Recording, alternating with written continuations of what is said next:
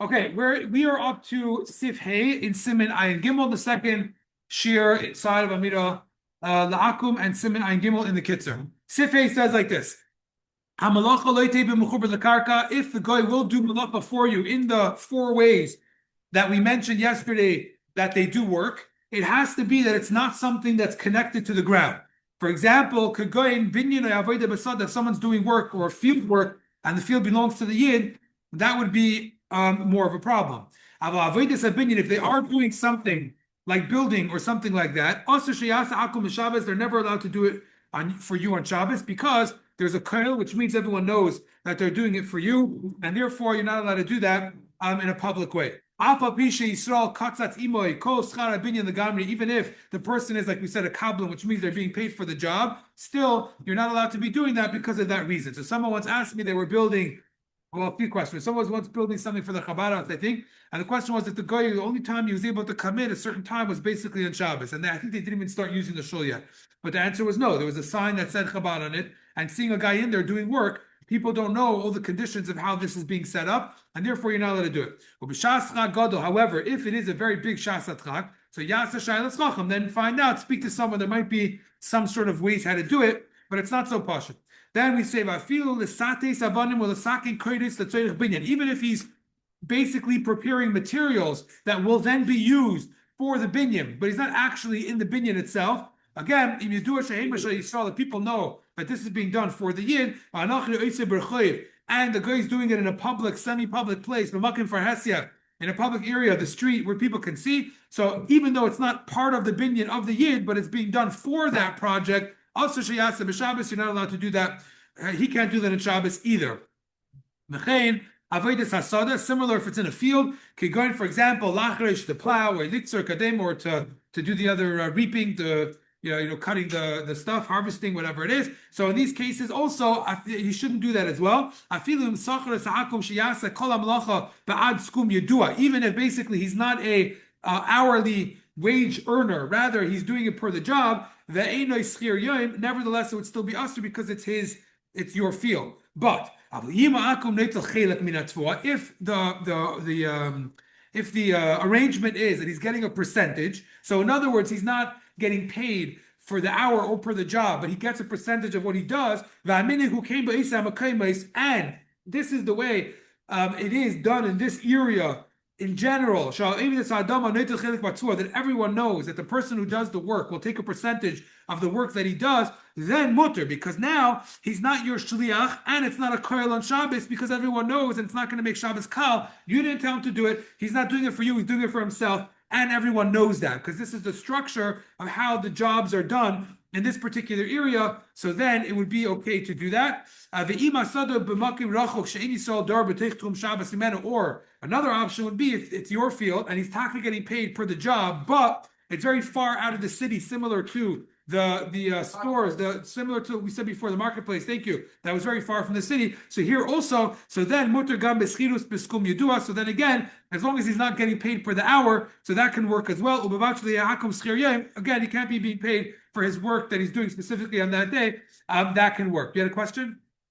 Yes. Did we say that it was like anything we do with karma? All those four things that we just mentioned, it doesn't matter. Correct. But we said building, like anything with building except for getting a percentage, supposed to not.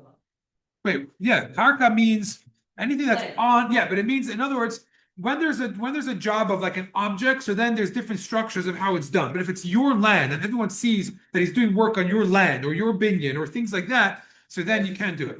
Oh, I thought you meant like BP or something like that. No, so that was something else, and that we said usually not, unless it's somewhere that everyone knows that it works by a percentage.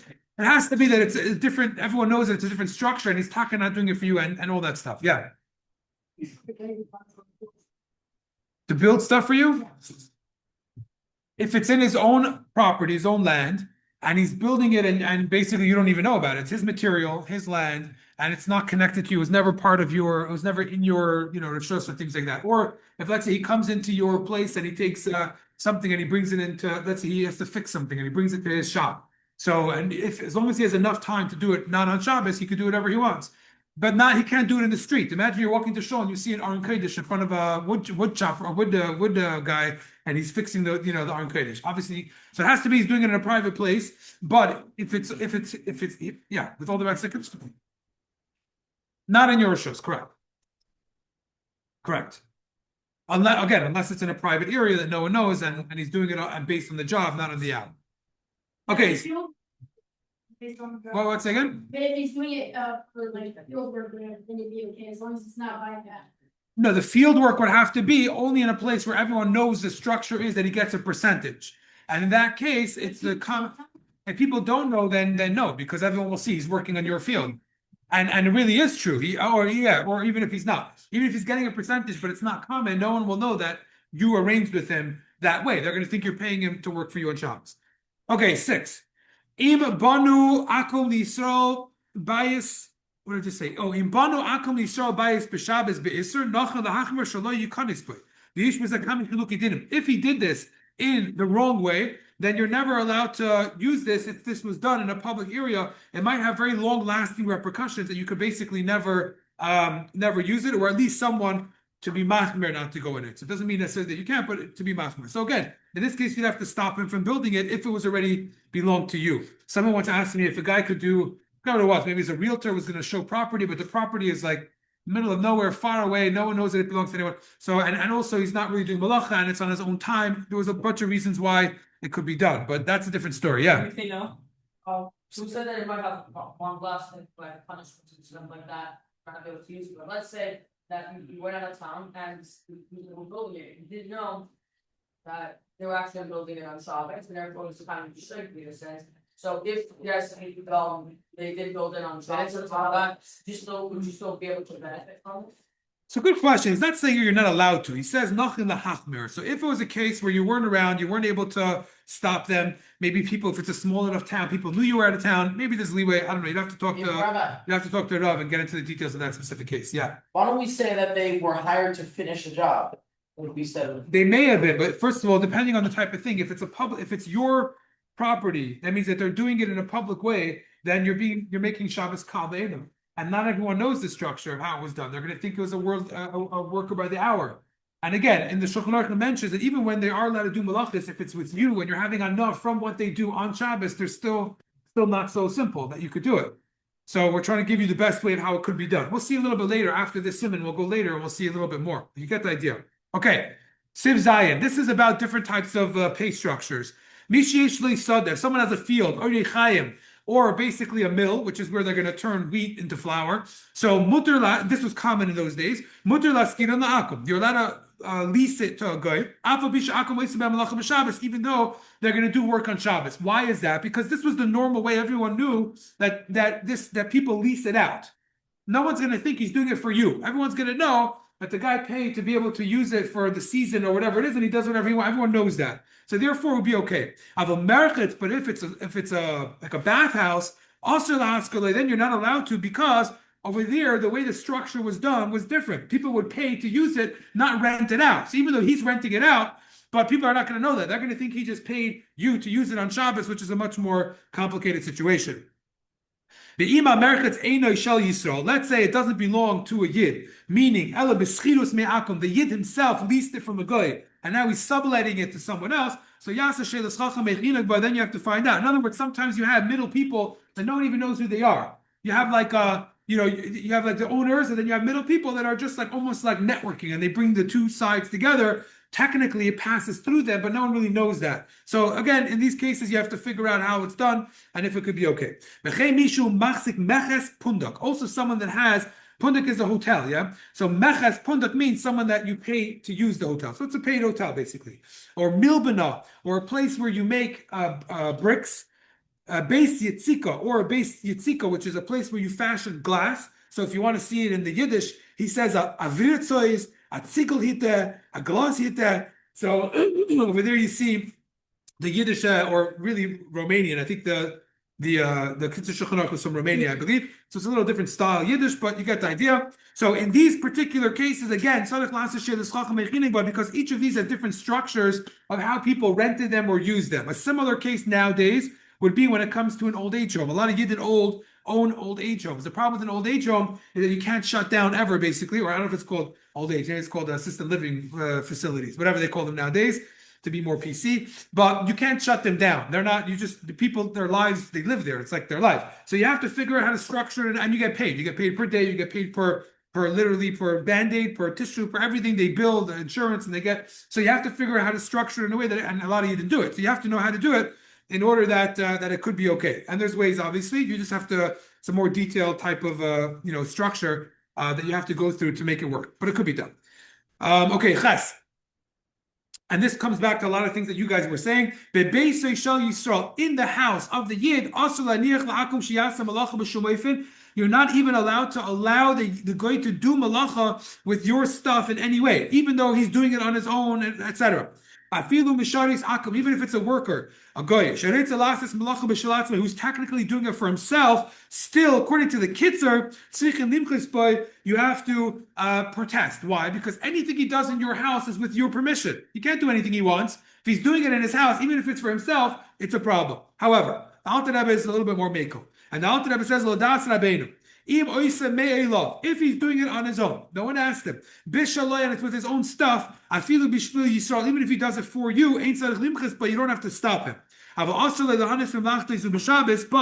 not going to have benefit from what he did on Shabbos itself. So if he's in your house, and he has his own little oven, let's say, or she has her own little oven, her own little stuff, and she wants to make breakfast, you don't have to stop her. She's allowed to do whatever she wants. If she wants to add stuff for you, or she says she's doing it for you, you don't have to stop her. You just can't use whatever she did for you, but it would be okay in that situation. So again, according to Alter Rebbe, according to Alter Rebbe, if you didn't ask her, and she's doing it for herself, and it's with her own stuff, not a problem. And if she does it for you, you don't have to stop her, but you just can't use it on Shabbos, but you don't have to stop her from doing it. However, if it's your stuff and she's doing it for you, then you would have to stop her from doing it. Unless, like we mentioned, there were certain instances when Amir al-Akam is okay. So that you have to go back to. Let's say, for example, Teisis Hana, or only have, right? Things we'll get to after we finish the Siman. So just to keep it on the side. But generally, you'd have to stop them from doing that. Sif test. Good. Maybe we'll finish this Siman today. That'll be wonderful because we got to get into Hanukkah. Uman Ako. Let's say you have a crafts person. Sha'asa Malbush. Basically, in this case, it's a tailor who made clothing b'shvil Yisrael. Ve'hiviyale b'Shabbos, and it gets delivered to you on Shabbos. So he brings it to you. Mazel tov, Remendel. I finished your kapata. Yeah. The halacha is mutter lelavshay. You're allowed to wear it. Okay, because he could finish it whenever he wants. He's just bringing it to you, which he's allowed to do. If it's his option, his choice, he wants to get it out of his shop, you're allowed to do that. But if you know that he actually finished the work on Shabbos, he comes to you and he says, "You'll never believe it today. I got up early and I finished it for you." You should not wear it. Unless you have a big need. So let's say you mamish have a rough situation, you have no kapata or whatever, then maybe you could do it. But other than that, if you know he finished it on Shabbos, and that then you shouldn't be wearing it. But if you know that he didn't, he finished it throughout the week and he just does his deliveries on Shabbos, so then it could be okay. However,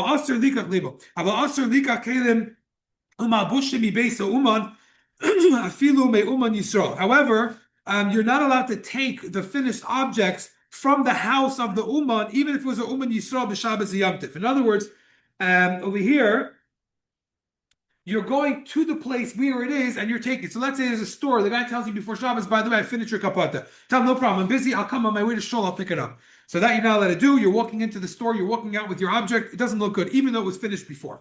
And the same thing would be on Chalamayid. Unless you need it for Yom Tif, you should not be doing that. However, and this is an interesting case. Let's say it's a guy who's not a crafts person, meaning he doesn't make it. He has a store. He sells things. Let's say minolim shoes. So let's say a shoe store. They don't make the shoes nowadays. They sell it.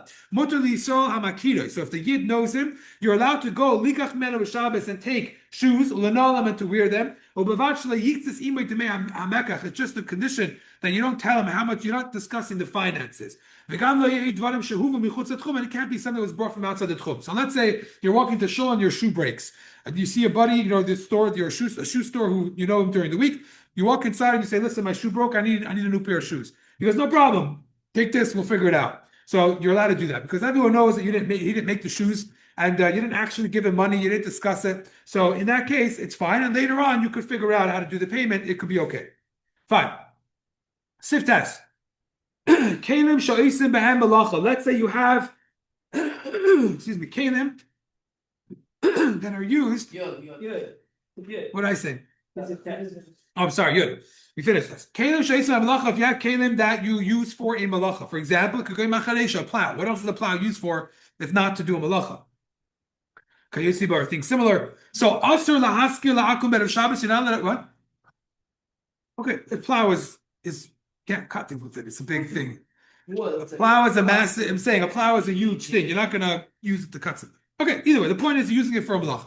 So then, okay, it's used for a malacha. So then the halacha is also lahaskir la'akum be'erev Shabbos. You're not allowed to lease it to a goy, rent it to a goy right before Shabbos, erev Shabbos. The hava bisha inan mitzvah mashlisas kalim. Why not? It's just your keli. There's no mitzvah in the Torah that you have to keep your kalim from doing a malacha.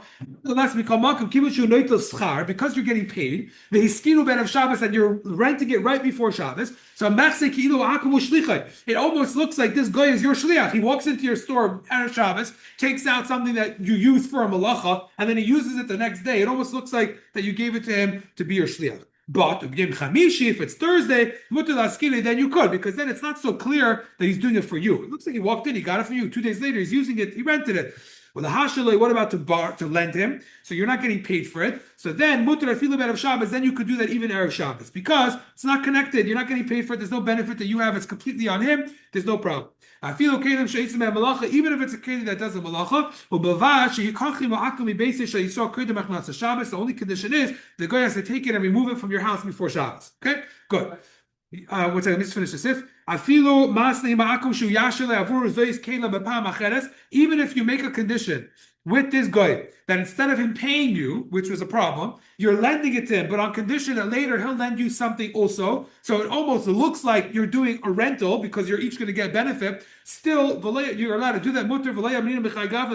That's not called renting. That's called neighbors. Neighbors go back and forth. So here you made it a little bit more clear. It's not a problem. Also, if it's a keli that you don't usually do a malacha, so let's say he might do a malacha, but it's not made for that. So then mutar be'erev Shabbos, you're allowed to give it to him and rent it to him even erev Shabbos. As long as he takes it out, because someone looking will say, "Oh, the guy took a big spoon. Oh, it happens to be he's going to use it as a hammer." That's a choice he's making. It's not made for that, and therefore you could do that. Yeah. I would say that the whole problem with a person, like when he's renting something, is that he's able to rent something like Thursday or Wednesday or something like that, or even erev Shabbos. But a person who borrow, but when a person rents something, you can only rent it erev Shabbos. You can only rent it Thursday and not erev Shabbos, because it's like a shliach. Well, if it's borrowing, all the more so than if like a shliach than renting. Because renting would be like, oh, it goes for benefits, not really like a shliach. But when I'm borrowing something from you, I'm like, it's like a shliach. It's like more like shliach than in the case of renting.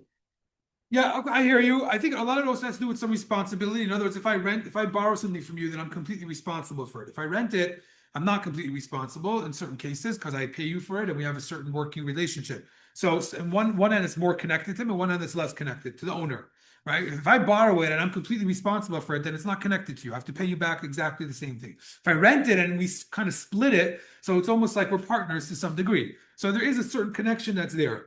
Again, these are, you have to know the way things used to work back in those days, but also some of it has to do with the appearance, not just how other people see it. It has to do with the appearance as how it's structured, pushed from like the MS perspective, right? That if it's given on Friday and the guy sort of paid you money, so now he walks out like you guys are almost like partners, and he's doing something like very close proximity, so it doesn't look good. But if it was from a day before, people don't realize it's like, meaning not just people, it's almost like you forget about it. You moved on from there. You went on to more projects. It's not connected as much.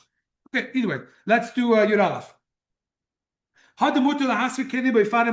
we say that you're allowed to rent kalim in the ways that we mentioned, which would be, let's say, earlier in the week, or if it's something that's not a malacha that's done with it, and he has to take it out from your house before Shabbos, etc. Here you come to a whole other category, which is that he can't be paying you for every day separate. So he tells you like this: I'm going to pay you for Friday, I'm going to pay you $1. For Shabbos, I'm going to pay you another $1. So I'm going to pay you $2. Can't do that. Yeah, because that's what we call schar Shabbos. You're not allowed to have schar Shabbos. Could go in, for example, how would this look? Shemaskir l'chodesh, he rents it for a month, like the for a week. And he says, ba'ad kol shavua, for every single week, or ba'ad kol chodesh, or for every single month, titin likach v'kach, give me a certain amount of money. Filu ba'ad kol shnei yamim, or even if he says for 2 or 3 days at a time, these are permitted ways. Okay, so if the guy says, I'm renting it per week, per month, or per 2-3 days, that's permitted. But if you say, I'm giving this to you for Shabbos itself, and I'm charging you $1 for Shabbos, then Asr Lito, then you're not allowed to. Okay, we'll see, I'll explain in a second. I feel even if you rent for the year. Okay, so I say I'm renting this for a year, but you say I'm renting it for a year of 365 days, so I'm paying you $365, $1 per day. Yeah. So for example, I'm renting this to you for the year or the month. And for every single day, you'll pay me this amount. So then that's a problem. Even though later the guy will pay you for all the days together, you're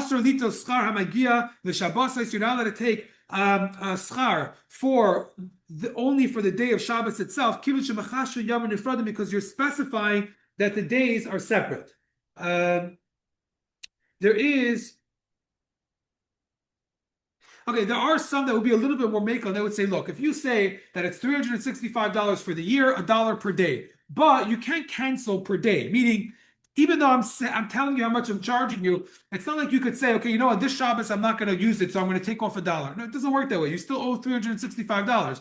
So in that case, there are those who say that's not really paying per day. You're just describing how you're charging him, but really you're charging him per year, so it would be okay. Let me just finish the next thing and I'll explain what this means. You are allowed to take the payment for Shabbos if it's not. You're not allowed to take the schar of Shabbos when it's not swallowed into others as well. Meaning you can't take it if you're being paid for Shabbos itself. I feel about Caleb Shenes Memlach, even if they don't do malacha, because this is a whole other issue called schar Shabbos. But I feel about Cheder Ladr, but even if it's for a rental. So there were car rentals in Kornites that when it came to renting it for Shabbos, they would say that, you know, I'm not charging you for Shabbos, you have to pick it up on Friday, but I'm charging you, basically it's a weekend rate, they call it. So they're not charging you for Shabbos, but they're charging you for the Friday and Sunday a lot more than usual, so it makes up for the number. But they can't charge you for Shabbos itself. Especially you're not using it. And from people, they know you're for sure not using it, but still, they can't charge you for Shabbos. They could charge you more during the weekend, but not for Shabbos itself. The Isser Schar Shabbos who Beima Akol Beima Yisrael. This would apply to anyone. So let's give an example. You want to hire, let's say, someone to come help you as a waitress or whatever. If they come on Shabbos and you're only paying them, however you get them the money, whatever, but you're only paying them for the hours they worked on Shabbos, that's a problem. It's called Schar Shabbos. If they came a little bit before Shabbos, so then that's great. Then you could basically say, I'm paying you for the job, and the job started on Friday, it ended over there, and it could be okay. And the same, right? So that would be an example of how to do this. If they came only on Shabbos itself, it's much more complicated, unless, you know, or let's say even more practical. A lot of times you have bachrim that get paid for laning. That's also a problem because now when you're laning on Shabbos. So the way they structure it is that you're getting paid for the preparation for the time before. You're getting paid. Let's say if it's for a cleaning lady, you're paying them for the reservation. You have to figure out in a way that you're not paying them. What if they stay? You're not paying them for Shabbos itself. Yeah. What was your question? So all the same thing. It has to be you're paying them for the preparation time, which was before Shabbos, and then you could pay them a little bit for Shabbos as well, because that's behavlo. What do you say, Samach? If they stay out of Shabbos, will that not do the church? That's fine, because then you're paying them for the time outside of Shabbos, or even for Shabbos and that you're paying them for 2 days together. You can't be just Shabbos separate. Yeah. So you're versus something like 1,000. Shabbos. So it depends on the place. You know, most of it usually are. So if you get 1,000, you're going to be most of the pounds after it's like that. If he's plowing and so you're not asking connected to this payment thing, you're saying a separate question. Okay, so one more time. If he's plowing in his own land, no, according to what we're saying, Itaka is in his own land, and we still don't want you to do that if you're renting it to him right before Shabbos, because it looks like he's doing it almost like your shliach, even though it's his land. So you have to, even though it's his land, so you have to give it to him before on Thursday. Have him come pick it up before. Yeah. Okay, that's a good thing. All right, see you out tonight. Remember? Okay, come tell me. You're too late.